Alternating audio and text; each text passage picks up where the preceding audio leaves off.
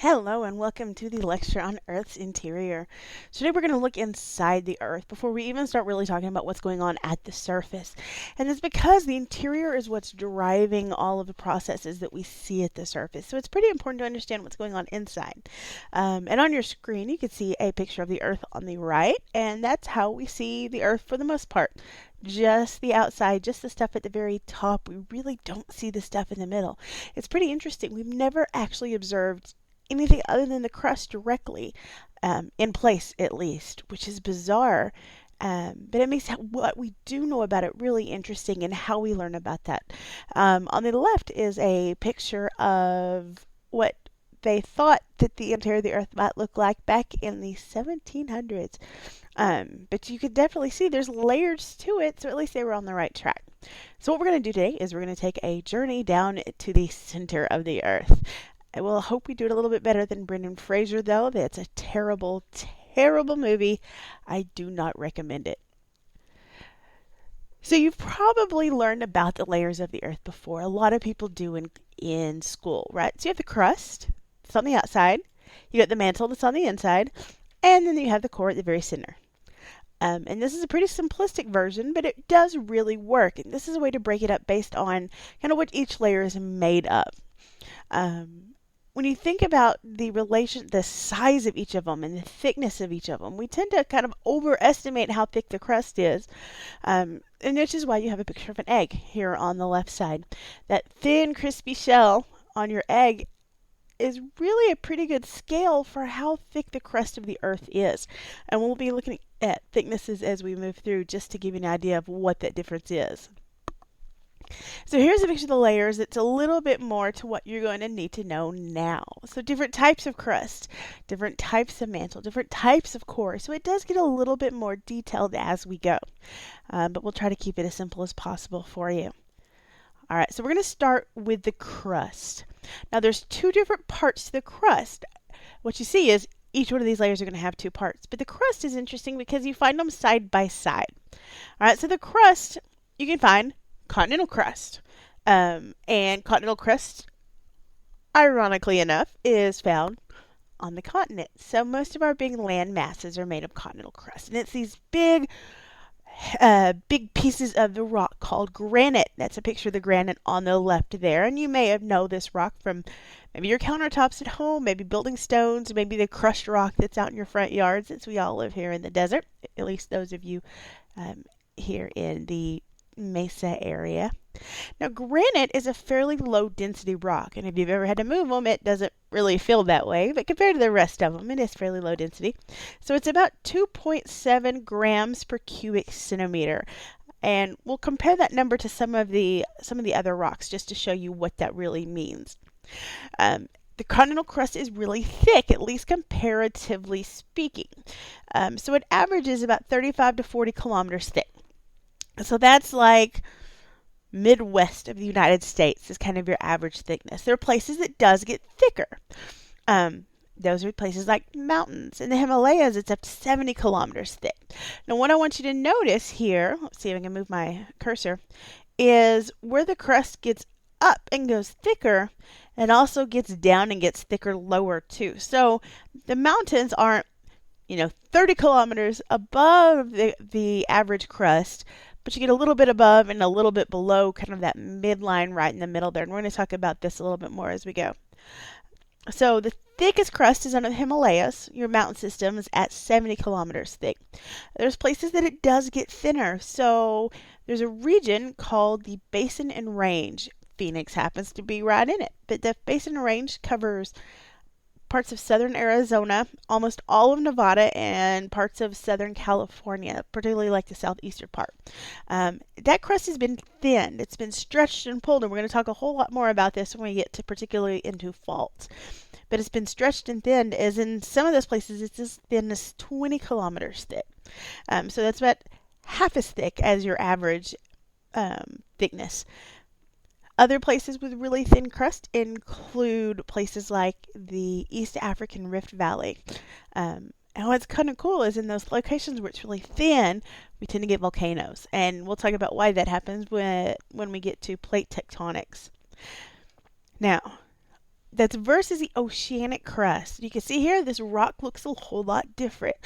If we compare, I'm going to go back to the continental crust there. Continental crust is really light in color. There's a few dark specks, but it's very light in color. And in general, in rocks, that will help you figure out how dense something is. The lighter it is in color, in general, the denser it is. But when we're talking about igneous rocks, there's obviously some exceptions to that as we go. But if you look at the oceanic crust, it's very dark. And it's dark because it's got a lot of iron. Iron's heavy, therefore it tends to be really dense. Now this is a rock called basalt. It's a volcanic rock. So it's actually produced by volcanoes along the ocean floor. And when we talk about plate tectonics, we'll look at how that happens and where it happens, which is pretty neat. So that's about 3.0 grams per cubic centimeter. So just slightly more dense than the continental crust. But if you look over here, so mafic, we'll talk about what this means when we get to igneous rocks. That just means it's really dark. But if you look, this mafic rock, this is your oceanic crust. It's much, much thinner than the continental crust. So it's going to be about 7 kilometers thick, and it doesn't vary too much across the ocean basins. So 7 kilometers versus on average 30. It's a huge difference between the two. Which is really interesting because have you ever wondered why we have oceans? We have these big places where water pools, unless you're Kevin Costner maybe, right? So the reason why is that really big difference in thickness between the continental crust and the oceanic crust. So the continental crust is really thick. So I want you to think of a Giordano's pizza that's right out of Chicago for those of you who prefer your Chicago pizza. Versus over here in the oceanic crust, it's really thin. So think of your New York style pizzas. Grimaldi's. That's a restaurant out of New York at least. It's right under the Brooklyn Bridge. So really thin crust. So when you have really thick in one place and really thin in the other, there's a big drop off. Which is why we have a drop off into the ocean. Now the other thing to notice is, like I said before, that crust goes as high up as it does down. And they kind of float in the middle. This is a process called isostasy. And we're going to be talking about that more when we get to mountains a little bit later on. But basically that means the crust is able to sort of float on the mantle. And the more stuff you put on it, the further down it sort of sinks. And since the oceanic crust is so much thinner, it kind of rides right along the edge of that top of the mantle. So what you end up with are these big ocean basins, and you can see exactly where that drop-off happens, right on the edge of the continental shelf. That's where we go from this kind of teal color to the dark blue color. So teal, continental material, blue is oceanic material. So this is a nice time to point out that there is continental material under the ocean surface, right? Because it really is a factor of where sea level is. So during the last ice age, sea level was really right at that continental shelf. Our continents were much bigger, water level was lower, and a lot more of that was exposed. But as sea level's rising more and more, thanks to melting off of the glaciers, there's more and more of that continental shelf covered by water now. But you can see our big ocean basins here, and you can see some of the oceans aren't all that deep in places. Now, if we go down a little bit deeper, we're going to get to the Mohorovičić discontinuity. Everybody calls it the Moho. So the Moho is the boundary between the crust and the mantle. So if you look here on the image, there's that bottom of the crust down in the mantle. And if you think about it, it sort of looks a lot like the crust just turned upside down. So where you have mountains going up, you have sort of mountains going down too. It's like the upside down from Stranger Things. So the upside down looks a whole lot like the right side up in terms of the continental crust. Over here on the left is a Cornell map that shows the Mohorovičić discontinuity for the U.S. And you can see over here, sort of Midwesty area, that's your kind of average thickness of continental crust. So nice and thick where it's blue. There's places where it's thinner over here in the basin range. Like I mentioned earlier, quite a bit thinner. And then out here with this red, this is that really thin oceanic crust. And it's kind of interesting to compare that really thin oceanic crust to, of the Pacific at least, over here to the crust under the Gulf of Mexico. You can see the Gulf of Mexico isn't quite as thin. Now, how do we know where this is? So how do we know where the bottom of the crust is? It is all about seismic waves, earthquakes. So earthquake waves travel at a specific velocity or speed through rocks. And if you go deep, as you go deeper and deeper, we can see those changes in how fast they go. Sometimes this has to do with density, sometimes it has to do with the state of the matter. But you can see here the crust, the P waves are traveling somewhere around 6 kilometers per second, and they get faster and faster and faster as you go through that upper mantle. And there's a big increase there at the core mantle boundary, and then all of a sudden, at the outer core, they go really slow. And the S waves completely disappear. We're going to talk about why this is here in a second. Right, so the reason why we know where the difference is between the core and the mantle is because of this, the crest of the mantle is because of this change in speed, particularly right here. Now, if we go down a little bit more, we're going to hit the mantle. Now, if you get nothing else out of this whole time, I want you to know the mantle is solid. And I know that sounds kind of weird because if you look, it's obviously magma, right? We draw it in orange, but really it's a poor way to do it. The orange represents the heat, not necessarily a state of matter. So it's a soft solid, which means it actually is mobile. It moves around a little bit, but very, very slowly. So the mantle is much, much more viscous. So viscous is how we describe how things flow. And it's quite a bit more viscous than what you're used to. So the mantle is 10 to the 25th times more viscous than water. So that's 10 with 25 zeros after it. So it's solid, but it does flow, but very, very slowly. And I guess a good question is, why is it solid? Because the mantle's really hot. If you look at the mantle, the temperature here, the mantle's going to be like up to, let's see. Here we go. There's the temperature of the mantle. This is called the geotherm. So the geothermal gradient is this change of temperature with depth. And as you can see, overall, it gets hotter and hotter and hotter as it goes down. We'll talk a little bit more about heat at the end here. But based on the temperature here, it should be like 2,500 degrees Celsius. That's really hot. If you heated a rock up to that on the surface of the earth, it'd melt because here's where the melting curve is. So if it's that hot, why is it still solid? Because right here you can see the temperature is actually much less than the melting point. So the melting point gets higher and higher through the mantle here. You need to get it hotter and hotter to be able to melt it. The reason why is pressure. Because in order to melt, a solid has to be able to expand by about 10%. What you're essentially doing is breaking the chemical bonds that are holding those atoms together in order to make it melt. In this case, they're bonded together, but there's so much pressure pushing down, the atoms can't move far enough away to break those bonds. So it's that really, really high pressure pushing down on them. And where does that pressure come from? Well, it comes from everything up above it. All the weight of the crust and the upper mantle pushing down on it's what creates that pressure. All right, but that's a pretty important part of it. All right, now there's two parts to the mantle, just like everything else. So you have the upper mantle. The upper mantle is about 660 kilometers thick.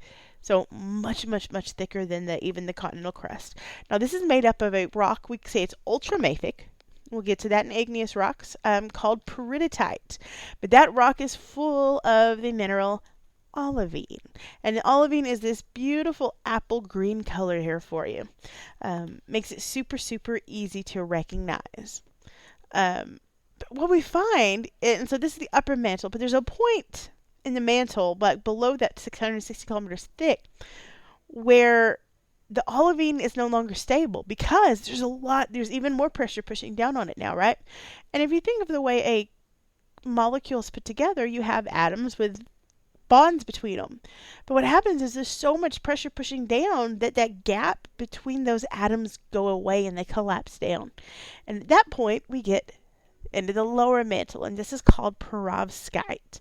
And perovskite is just a more dense form of olivine, which is pretty cool. So it's basically been collapsed. Now these perovskites here are created in a lab environment, and I'm going to show you how that's done in a second. We actually don't have any samples of perovskite from the Earth.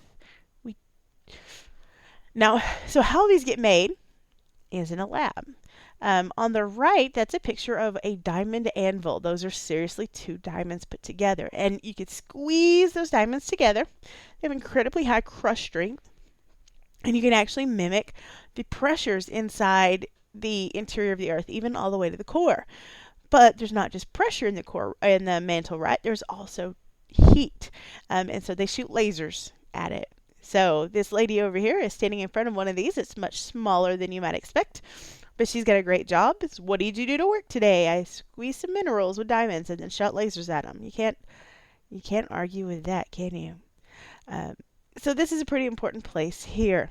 Now the mantle itself is pretty cool because it has water. There are a lot of minerals that have water as part of their chemical structure. So it's not like water droplets floating around in there, but it's actually water molecules as part of that crystal lattice. And the mantle is by far the most of the Earth. 82% of the Earth is mantle. So if you consider all that water and all those minerals throughout the whole mantle, the mantle actually holds 5 times more water than the Earth's oceans. And interestingly enough, this may be where the water that we have in our oceans came from, is by melting of that mantle material and releasing volcanoes, because volcanoes, the major gas released by volcanoes is water. And where does that water come from? But the minerals that are melted, which is kind of interesting. All right, so there are places we can find that natural perovskite though, but you got to go kind of far away. So the only place this has been found naturally, rather than being made in a lab, is from a meteorite. So we're going to talk a little bit more about meteorites here in a second, but the meteorites represent the interiors of ancient asteroids. And here is a sample of bridgmanite, which is its official mineral name, since it couldn't get an official mineral name until it became officially a mineral, and it couldn't be officially mineral until we found the natural stuff. So there you go. So there's a great example of what planetary geologists and planetary scientists are doing right now to help us learn more about the Earth by looking at what's going on outside of us. Now, if we go on down to the rest of the planet, we finally get to the core. Speaking of bad sci-fi movies for you there, the core was terrible too. So, just like everything else, the core has 2 parts. So, the outer core is liquid. So remember, the mantle was all solid. It's soft, but it's a solid. But that outer core isn't. It is a liquid. And it's actually a pretty swishy liquid. It has about the same viscosity as water. So it's very, very thin, very, very mobile. Swirls around inside Earth's interior. So this is made up of mostly iron and nickel. And to give you an example of what that probably looks like, this right here, the picture, is an iron nickel meteorite. So another little piece of a meteorite showing that we learn more about the interior of the Earth from. So because it's mostly iron and nickel, it's going to be very dense, about 9.9 grams per cubic centimeter. And if you remember, the crust, the granite, was only 2.7 grams per cubic centimeter. So that's quite a bit more dense. Which is why you find it in the center of the Earth, because it's heavy and it sinks. That's why you get such dense stuff down in the core. So the core is about 1/6 of the Earth's volume, but it makes up about 1/3 of the mass, which is pretty interesting. Now, inside that liquid outer core is a solid inner core. So the inner core is almost completely iron. There's smaller amounts of nickel in there mixed up, but it's mostly iron. And this iron is actually crystallizing out. As the core cools, that liquid outer core cools, you get little crystals of iron that form, and it drops down, which means it goes down to the very center, and that's what that inner core is made of. And as the Earth cools more and more, you get a bigger and bigger outer core, and a thinner and thinner inner core. Eventually, it's going to freeze up completely. Now, it's really, really hot though. But at this point, the pressures are so high that it can overcome that. So it is almost probably 8,500 degrees Fahrenheit to give you an idea. So what happens then is that inner solid core spins inside the outer liquid core, and it spins faster. It spins actually faster than the rest of the Earth does, which is sort of interesting. But because that outer core is liquid, it creates what we call Earth's active dynamo, which means Earth has a magnetic field. How we know that is these lovely aurora borealis that you can see. So this is what happens when the solar wind interacts with Earth's magnetic field. It's a protective device for us. It actually protects us from that solar wind and the solar radiation. So that's it bouncing off the ionosphere, which is pretty awesome. Now, the magnetic field is pretty interesting because it's not super stable. It actually changes. So if you walk outside right now, you hold up a compass, it's going to point north. But if you go back in time, if you look over here, back to about 800,000 years ago, it would have pointed south. So this is a geomagnetic reversal. And the Earth is full of them. Over here is just the last 4 million years worth of those. And on the right, this is actually about 150 something million years. This is really the longest set of histories for the Earth we have, kind of continuous like this. This is done with ocean drilling because the oceans are made of basalt. Basalt has iron. Iron responds to a magnet. So all those little iron crystals, as the basalt is cooling, they all turn and face the North Pole. So we can actually the Earth records where the North Pole was. And you can see the black areas on here are when it was at the North Pole. And the white areas are where it was at the South Pole. And you can see over the last, 60, 70 something million years, it's changed a lot. Prior to that, through the Cretaceous period, it was actually fairly stable. Now, this is when the dinosaurs were wandering around. All your favorites, like T-Rex, those guys were Cretaceous in age. And this may be one of the reasons why the dinosaurs did so well during this point is because it was super stable. Now, obviously, we have lots of animals that have been around for the past, 10 million years that we don't see it affecting them too much, which is beautiful. But we do know it's changing. Even right now, the Earth's magnetic field is becoming weaker. Now, we've tracked this for 300 years just because the North Pole is how we've navigated the globe until very recently with the advent of satellites and GPS systems. But before that, all seafaring voyages needed a compass. So the strength of the magnetic field has been tracked very carefully. And since 1840, the magnetic field has actually reduced about 5% every century. So we'll see what happens. We may be working towards another reversal. We may be just in a weakening time before it strengthens back up again. So how do we know about the core of the Earth? It's all about the meteorites. So in this image, this is a shot of the asteroid Vesta. It's one of my favorites. It's really large. It was the 4th asteroid ever named. So it's pretty easy to spot even with rudimentary telescopes.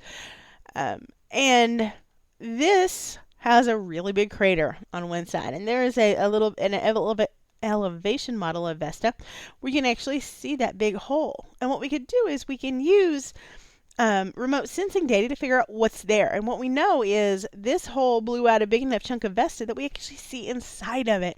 And we can see that Vesta has crustal material, it has mantle material, and it has core material. And we can see that mantle. So this is differentiated just like Earth into different layers.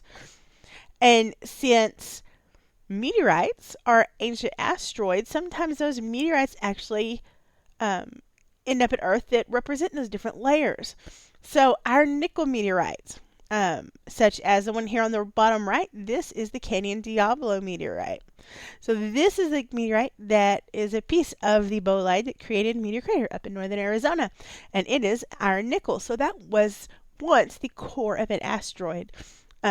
These are the Wittmann-Statten structures. So this It's a play between the iron and nickel in meteorites that we only see in meteorites, although the Earth's core might accidentally do this too. We just don't know.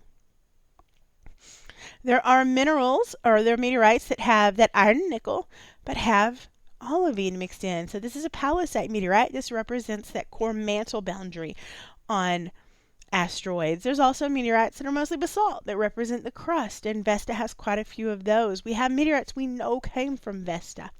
So this is a great way to look into the interior of other planets to see what ours is going to look like. Now, if we take a step back, we've talked about the core, the crust, and the mantle, and the core. But when we start talking about plate tectonics, it's not just the crust we're going to be worried about. It's this layer called the lithosphere. Lith meaning rock. So the lithosphere is hard, it's brittle because it's cold. And since it's brittle, it breaks up into little pieces. Those are our tectonic plates that move around.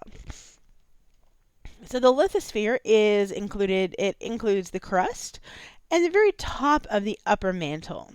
So this is the hard, cold stuff moving around. Below that is the asthenosphere. Astheno comes from a Greek word that means weak. So it's warmer, so it's a little softer. It's more mobile, or quote unquote weaker. And so your lithosphere sort of floats on top of the asthenosphere. And so this is going to be really important for us in the next lecture. So those are your two terms there. So why do you care? Why do you care about any of this? It's because what's going on inside the Earth is what drives plate tectonics. And you should care about plate tectonics. All right? So what drives plate tectonics is this process of convection. So convection is where you move material, where material moves as a fluid, and it transfers heat. So mantle's solid, right? But it moves as a really, really slow, like a slow fluid. So down here at the core, it's really, really, really hot. That really, really hot material starts to rise as hot material does. That's why lava lamps work. That's where hot air balloons work. So that hot material rises to the up under the crust. It's a lot colder up here. As it gets colder, it sinks back down. And so you have these convection cells of rising and sinking material. But you can see it rises and then moves under that crust and under the lithosphere. What's able to drag that lithosphere along with it? It's what moves those plates. And as you're going to see next time, that's pretty much what drives everything on Earth that we know. And it makes the Earth so different than all of the other planets too, is that movement of the plates. Now, other ways we know about the interior of the Earth. Yeah. We have seismic tomography. If you've ever had a CAT scan done, that the T stands for tomography. So basically, earthquake waves are used just like a CAT scan is used to take a slice of the inside of the Earth. Just like this CAT scan here will take a slice of the inside of your body. And this is what it ends up looking like. So across here is the line. So that dot out in the ocean is this dot out in the ocean. So you can see this is how fast earthquake waves move. So you can see out here in the ocean, they move they're nice and red. All right, so they move a little bit slower through this. It's hot, takes a little bit longer. Then you have this cold, hard crust over here. This continental crust moves a lot faster through those. That's at 1.5% greater than the average S-wave value, which is cool, right? So mantle's nice and hot. You expect things to move a little slower, except right here. What this is, you can see this line right under North America. This is actually an old piece of the crust that was shoved under North America and is sinking down into the mantle. We call this the Farallon plate. We'll talk a little bit more about the past of the Farallon plate because the history of California is pretty interesting. There's another view at it. You can see there's the ground surface for you that's going across the very northern parts of California, Nevada, Utah, and the very southern part of Wyoming. And you can see there's that plate dropping down through it, which is pretty amazing, actually. Now, we've been talking a lot about the heat on the inside of the Earth. Why is the Earth hot, where does that heat come from? So it turns out there's a few places that this comes from. Two main sources. Primordial heat. That's just the heat from when the Earth formed, basically originally. So when the Earth originally formed, it formed by these giant collisions of smaller pieces out in space, and they get bigger and bigger and bigger as they stick together. This is called accretionary theory. So that initial heat from collisions from when it forms is most of the heat we still have, which is pretty impressive. The other big source of heat is radioactive decay. So radioactive isotopes of uranium, thorium, and potassium. This is even the stuff in your bananas. Those tend to be radioactive, and that's in the Earth's core. As it decays, it gives off heat. And that's one of the reasons why nuclear power works, is because those decay give off heat, which in turn, you can heat water, that creates steam, it turns a turbine, poof, you have energy. So these are the two biggest ones. Other kind of big ones are from gravitational compression, because gravity's pulling everything further and further in, and it tends to make everything denser and denser, and things rub together a little bit more, so you get heat from that. You also have what's called the iron catastrophe. That's when the inner core actually formed. It wasn't a slow process initially. It was one big kind of boom, and there it was, and that created a lot of heat. And also, this accretionary theory, all this stuff kind of smushing together, didn't just magically stop one day. It even continues now, which is why we have things like shooting stars. But early in the Earth's history, you actually had a Mars-sized planet that hit the Earth, and it ripped off a chunk and created the moon. So the heat of the lunar formation is some of the latent heat still sticking around too. So basically, you have lots of heat inside the interior of the Earth. It creates these convection cells. Convection cells in the mantle are able to move around the lithosphere. And the lithosphere, that moving lithosphere, is what creates volcanoes and earthquakes and mountains and landslides, and basically the Earth as we know it. And that is our next topic.